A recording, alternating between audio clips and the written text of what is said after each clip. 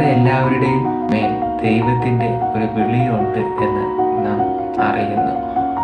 പുതിയ നിയമത്തിൽ പറയുക, നാം എല്ലാവരും ശ്രേഷ്ഠ മഹാപുരോഹിതന്മാരാണ്. അപ്പോൾ നമ്മുടെ മേൽ ദൈവത്തിൻ്റെ വിളിയുണ്ട്. മോശ ദൈവപ്രവൃത്തി കണ്ട് മാത്രം ഇരുന്ന വ്യക്തിയല്ല, ദൈവത്തിൻ്റെ വഴിയെ നടക്കാൻ ശ്രമിച്ച വ്യക്തിയാണ്. നാമും അപ്രകാരം ദൈവത്തിൻ്റെ വഴിയെ നടക്കാൻ ശ്രമിക്കുന്ന വ്യക്തികളായിരിക്കുക. അപ്പോൾ ദൈവവിളി നമ്മിൽ ഉണ്ട് എന്ന് പറയുമ്പോൾ അവിടെയും നാം മനസ്സിലാക്കണം, എല്ലാവർക്കും ഒരേ വിളിയില്ല. വിളികൾ വ്യത്യസ്തമാണ്. ബൈബിളിൽ പറയുന്നുണ്ട്, ചിലരെ പ്രവാചകന്മാരായി, ചിലരെ അപ്പോസ്തലന്മാരായി, ചിലരെ ഇടയന്മാരായി, ചിലരെ പുരോഹിതന്മാരായി ഒക്കെ വിളിച്ചേക്കുകയാണ്. അപ്പോൾ വിളിയിലും വ്യത്യാസമുണ്ട്. എല്ലാവർക്കും ഒരേ ജോലി തന്നെ ചെയ്യണമെന്നല്ല ദൈവം ആഗ്രഹിക്കുന്നത്.